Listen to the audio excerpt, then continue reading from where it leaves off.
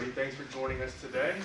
We'll start with the opening statement, then we'll take questions. Coach? Yeah, thank you guys for being here. Happy holidays. Really proud of this win today. Every college coach in the country, not dreads, but is fearful of the post-Christmas game. I mean, it's just how it is. Everybody. I mean, Northeastern the same, but everybody kind of got home for a few days, and no matter what, when you give guys 4 days off, there's going to be a little bit of sluggishness, kind of competitive kind of feel in all sports when you don't play. So that's human nature. It's going to happen with every team. I don't care how talented you are. And give Northeastern credit. They jumped on us early. They were really ready to play. Their activity, they were pressing us. We had some very careless, mindless turnovers early. They were getting the ball out of Brooks and Nick's hands. We weren't making them pay for that. And then they were making shots. This is a team, I think, that averaged maybe 5.5, 6 made threes a game, and they had 8 made threes in the first half. So give them a lot of credit. And then I just thought the resiliency and the competitiveness of our group really kicked in. We're down 13 there, after 8 minutes. And then I just thought the last 32 minutes of the game, we got back to kind of being who we are. And guys made some adjustments to how they were playing them. I thought Brooks and Nick did a really good job playing out of double teams. And Ty and Jalen making shots out of those double teams is huge. Because, like I said, when you have two guys like Nick and Brooks that are so good in isolation, we're going to see different things game to game. Some teams are going to double them. Some teams are going to let them play one-on-one. Some are going to give help. And we got to show, that we can attack anything teams try to do to us. And this was the first team that really made a conscious effort to just run a second guy at those guys, at all their isolations. And they really were unselfish. They moved the ball. And a lot of times, Nick only has 1 assist, but he had a number of hockey assists, where that double team, we swung, and then got a 3 on the backside. So our activity was great defensively, forcing 22 turnovers. I think one of the things we've really tried to talk about was, could we start turning our turnovers into points? I think that's going to be a huge thing with this team, because we know we can get bogged down at times. The offense can get a little bit tight, and especially playing against good defensive teams. So can we turn our live ball turnovers into some fast breaks and some baskets? And the last 2 games, we've really done a great job of that. And then obviously, I know you guys are going to ask, but Brooks has been phenomenal. I mean, what more can you say? The guy he played the whole game. He's got points, rebounds, assists, blocks, steals. I'm not sure there's other great players in the country. I'm not sure anybody's affecting the game in that many ways, the way he does for us. I mean, he's just such a competitor, such a warrior. And the great thing about him is he's not even playing for numbers. He's just playing to try to win. And another phenomenal performance today from Brooks. Questions? Coach Ty Berry scored his 1,000th point today. Also kind of a great game. What have you seen from him this year? And then saw you had a little bit of a message to him at the bench at the end of the game. What was that? Yeah, I mean, quite frankly, and I said it on the radio after and the TV. I love Ty. Ty is like a part of my family. I mean, he lives with my son. They're like brothers. And so, I mean, I love Ty, and Ty's been a really good player in this program. And obviously, he got knocked to the pavement with that knee injury. And I didn't think, even though he's had some, played well at Iowa, had a pretty good game at the Georgia Tech game, I just didn't think he was in the right frame of mind that he needed to be as we approach these last 20-plus games. And I got after him a little bit when we came off the break, and maybe he was a little bit stunned by it. But it was just a jolt from someone who cares about him, saying, "Hey, man, you gotta be better. You got to get back in the gym. You got to get your mindset right again, and you got to get back to being that Ty Berry that you've been these last couple years." And I just love how he responded. He had a couple good days of practice. He didn't mope about it. It wasn't all of a sudden he hates coach because coach got on him in front of the guys. It was, you're right. And I'm gonna be better. And he came out and he did that. And that's why I was so proud of him today, because he's been such a big part of this program for the last 3. He's been here 5 years, but these last 3 years, he's been a key part of a lot of winning and a lot of culture building. And so hopefully this can be a springboard for Ty as we head into the conference of confidence and being that guy we need, because we need him. Like we need him to be good. We need Jalen to be good. Justin's still coming on. He's doing a good job. We need our bigs to continue to do the job. Even they only played a few minutes, but just get the freshmen. Like, we need those guys to be ready. They're both really talented guys, and we haven't given up on those guys. We're just they got to find their way and figure things out. So excited to get through the non-league. 9-2. Certainly wish we could have been 11-0. We're a couple possessions away. The Dayton game, certainly you play on the road at Dayton without Brooks Barnhizer. And, we had a 10-point lead. So, there's nothing to be upset about in that we let go. And then obviously Butler was a really tough one when, Brooks 4-point play, and then we missed a couple point blank shots at the rim. So, we're in a good position, 1-1 in the league. It's going to be a 20-round battle. And we just take them one at a time. A lot of people are going to ask about the schedule, and you can't do that. If I looked at the schedule, I'd get physically ill. It's just how. But every coach would, because this league is that deep, and it's that good. So I made that mistake my first couple years when the schedule came out. You looked at it in totality, and I literally got stomach pains for about 3 days and couldn't eat and was in the bathroom for long periods of time. But now I've learned you just take them one at a time, and that's what we did in the first two. Had a heart-wrenching loss at Iowa, came back, took care of business with a really good win against Illinois, and now we just got to put our focus to Penn State on Thursday against a really good team, especially at home. Staying with Ty Berry, at points today it looked a lot like the Ty Berry we saw last season. When he's playing like he did today, how does Ty help to elevate this year's roster, even though it's a little bit different than last year? Yeah, he's just such a great complementary piece. He was that guy last year, and he was consistently that guy. And I believe he can do that for us. Will he get 23 every night? Probably not. But can he be a high-level shooter? Can he be a really good defender? Can he be a leader? Can he be an energy guy? Absolutely. I thought he made some good passes today too. Really, he found Matt a couple times on rolls. One he got fouled. When he got a dunk. I just thought he was showing he had pop to his legs. He kind of had that look of Ty that I saw of last year, and hope that'll be a great thing for us if we can get that consistent play. It'll help our team. Because I still think we have another level we can get to. I think we're playing well. These last 3 games in the non-league probably were 3 of our better games in terms of not only defense, but putting points on the board. I think we were over 80 in all those games. Maybe not Georgia Tech, but these last 2 games. And, I think we're getting better. And that's the key as we've getting healthier. I've talked about that. It was the most disjointed kind of first quarter and first 10 games dealing with injuries and getting guys back and getting guys comfortable, but also figuring out how to play, because we have a very unique team, with those 2 guys. They're very unique players and great players, but how do we use them? Where do we put them on the floor? Where can we get them most effective? And then where can we position our other guys around them? Coach, the start of the game, Northeastern was up 22-9, and that press was just really unique. What did you talk to the guys about to try? Give them credit. They had shown it in some games, maybe not, consistently. They had kind of sprinkled it in. We prepared for it, probably not as much as we should have.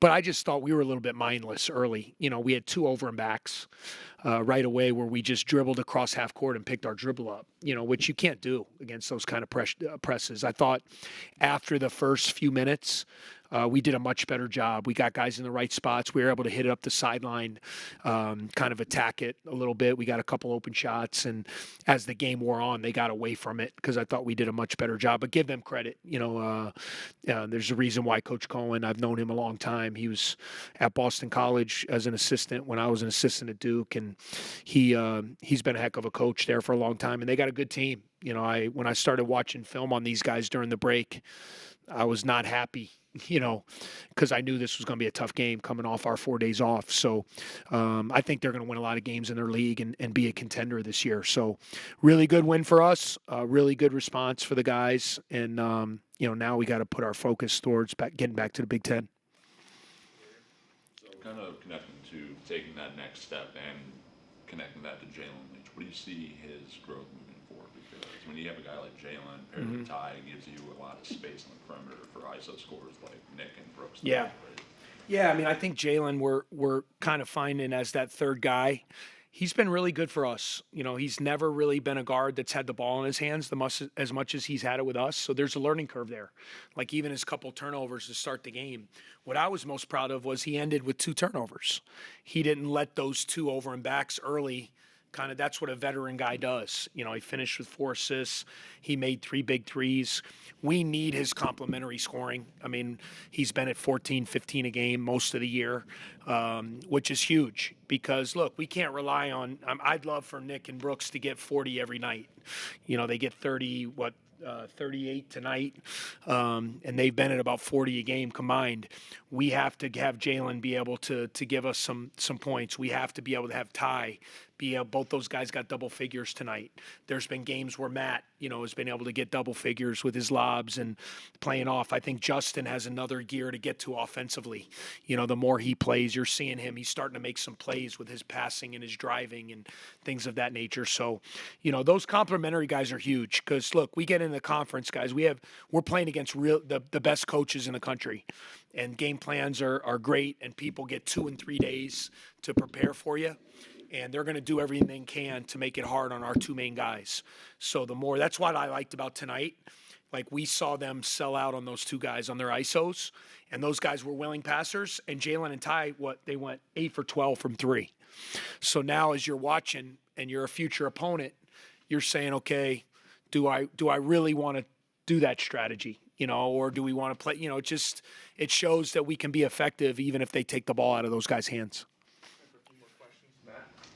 Coach, there's nearly 6,000 fans in the building. It's great. I don't know exact percentage. I'll say 95% purple. You know, what does it say about the state of the program that you're having such a positive home crowd for a game that, in the breadth of the schedule, maybe isn't a huge draw? Sure. You know, I think it's a great testament to what our players have done to kind of capture, you know, the North Shore, you know, in the Chicago area. You know, how could you not watch Brooks Barnhizer and, of course, Boo last year and Chase Behor and Robbie and those guys? How could you not watch Brooks and Nick, how hard those guys play and how they are and not like this group? You know, they're a group that you want to cheer for because of how hard they play. They're all about the right things, how they compete.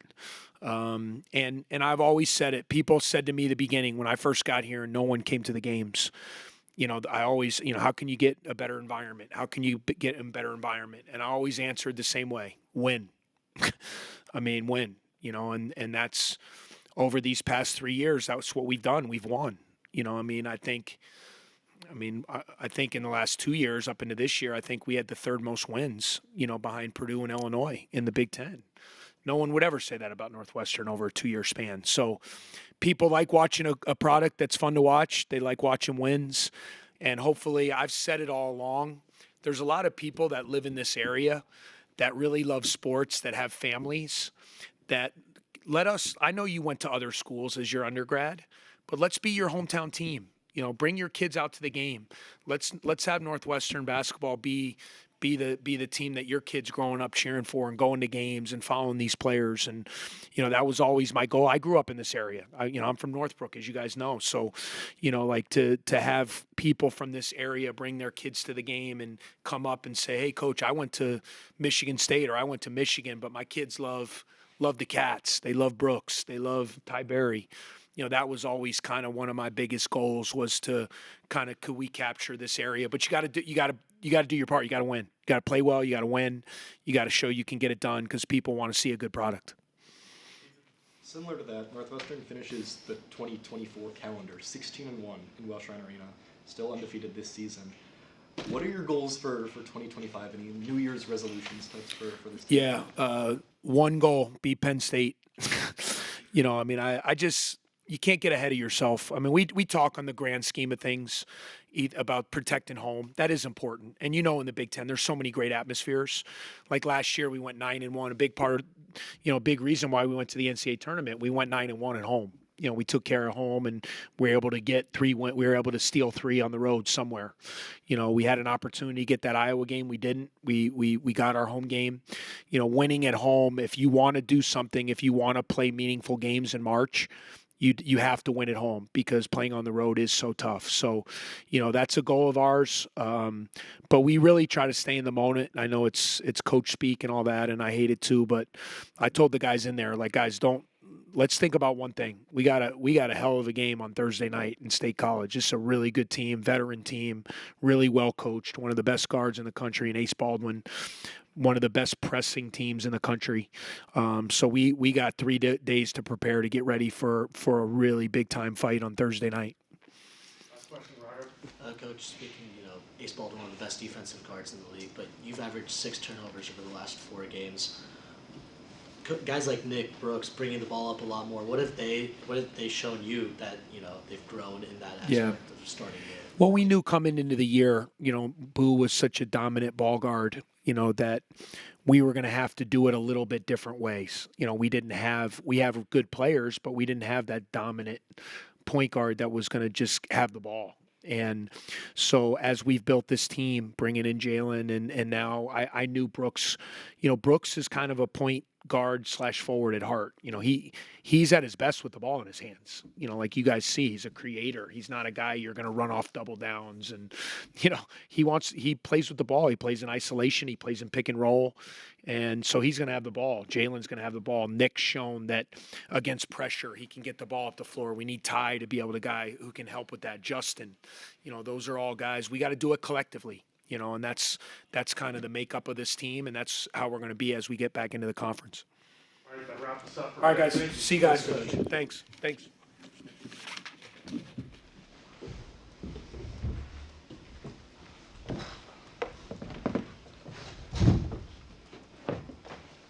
have Ty Berry versus Barnhizer here. We're going to some questions. Ethan? Ty, congratulations. I'm sure you heard you reached your 1,000th career point today. Can you just talk a little bit about what that milestone means to you, being enshrined in Northwestern history and more? Yeah, for sure. It's an incredible accomplishment, and I wouldn't want to do it anywhere else. Just to do it here at Northwestern with these guys and Coach Collins is an amazing feeling. Matt? For Ty, Coach kind of mentioned he got on you a little bit, heading into the break. What was his message to you, and do you feel like you're back at 100% this season? Yeah, no, for sure. I mean, Coach is always, keeping it real and, telling us exactly, what we need to do, because, especially me, because I've been here the longest. And so he knows when I'm at my best, and if I'm not at my best, he's going to let me know for sure.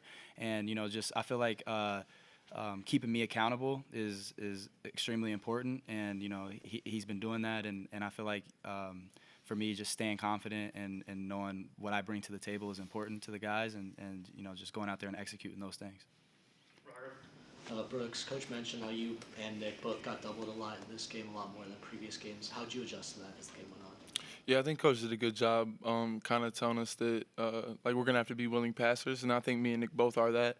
And I think we played the game the right way, so we knew that they were trying to, kind of just double us and kind of throw different looks. So I think we did a good job just getting off it and moving, and then, getting ours in the rotation and in fast breaks and stuff like that. So I think we did a really good job of that, especially in the second half. Brooks, another double-double today.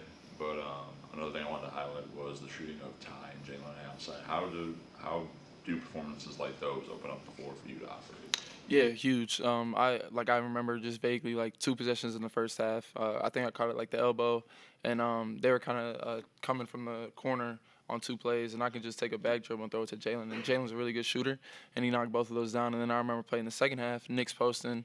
They kind of double off my man. Nick throws it to me, I throw it to Ty, and then the other dude, since Jalen hit a couple threes, kind of jumped in that passing lane, and then it was able for Ty to hit another shot, another 3, one of his 5 or whatever. So with those guys hitting, it just kind of makes all of us kind of opens the floor. And towards the end of the game, Nick and I definitely got more ISOs because those guys were hitting. So it's definitely a really good brand of basketball, I feel like. Back. For both of you, Ty, you had 3 steals. Brooks, you had 5. What are y'all seeing to force those kind of live ball turnovers? I think, this week, and not even just week, these last couple weeks, we've really made an emphasis on our defense and to, being in the right spots. And Coach says it all the time, if we're in the right spots, the other team will just throw you the ball. And, our hand activity and our physicalness and pressure on the ball, causes a lot of those turnovers. So just to keep focusing on doing those things. This one could also go to either of you. Both of you guys getting over 20 points. You got 85 today, 84 against DePaul. Coach has talked before about, the importance of getting up in those, point totals. How do you think you can take that into the new year? Yeah, I think what we did a really good job of today was just kind of, if we got to stop just pushing it in transition, I think we did a good job in that as well with DePaul. And it kind of makes us, our half-court sets more effective because we don't do them as much. When we kind of get up and down and get easy shots in transition, then the next time, let's say we get a couple scores, we can slow it down and then run a play that they maybe haven't seen just because we haven't been spamming, half-court sets with us just being pretty slow. So I think it definitely is good to get up and down, and we got to keep going and do that once we get into conference play because I think it's worked really well for us. Fortunately, you guys had some injuries at points, but overall, you've been in the program for about 80 straight games of tournament competitive basketball. As you're turning into your final seasons in the Big Ten, how is that experience helping you as you prepare for this, key stretch to close out the year? I think being older guys and being in this program a long time, we know what it takes to win. And, with Brooks and Nick, who are both ethereal players, they're really good. And so playing off of them is definitely going to be the keys to our success in the Big Ten. And there's going to be nights when teams decide to double Brooks and Nick like they did tonight, and then other guys can get open shots. But then there's times when teams just want to play one-on-one, and that's definitely the time for Brooks and Nick to rock out. So I feel like we kind of know what our formula is, and it's just perfecting it and being great at it. And I think Coach did a really good job too after the game, just kind of saying that, if you look at our Big Ten schedule and the full slate that we got left, regardless of what teams, any team looks at all their schedules and everything, you're going to be like, wow, we have a gauntlet up ahead just because this conference is so good. So, what we have to do is just take it one game at a time. And that's how how our memo's always been, every year, just one war at a time, it's a 20-round fight. We got to win a round. So then, after that round, win or lose, you got to move on to the next one and just take every day for what it is. And I feel like if we do that, we can be in pretty good shape come March.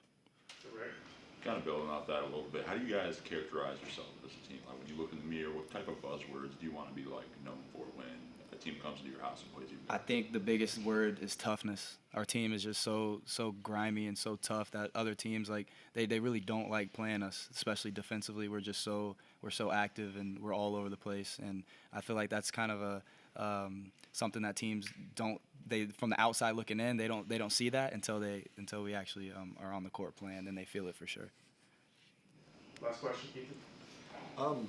Just more generally, looking back, to, kind of still talking about that experience, how does that experience and being older players help in games like today where you fall down double digits in the first half? How would you describe your mindset in those timeouts and those huddles after that happened? Yeah, I think it's just staying poised. I think they came out and did a great job. Northeastern is a really talented team. I think they're going to do really well in their league. But, they came out and they averaged 5 threes a game. So we were kind of going in the scout with knowing that they were going to be dribble drivers. But they hit 3 or 4 really quick. And, we just knew that, okay, so they got it going tonight. So we got to be poised. We can't just start, trying to get it all back in one possession. We had to chip away. I think we, towards the end of the second half, we ended up getting the lead at halftime. But it was just because we were winning 4-minute segments. So I think just that experience just kind of helps us, stay cool, stay poised. And then, we knew it was going to be a dogfight. And then in the second half, we kind of were playing the basketball that we know we can play. We ended up winning by a pretty decent amount. But they're a good team. We had to give them credit for sure. All right, that wraps us up for today. Thank you. Thanks, guys. Happy New Year. You too.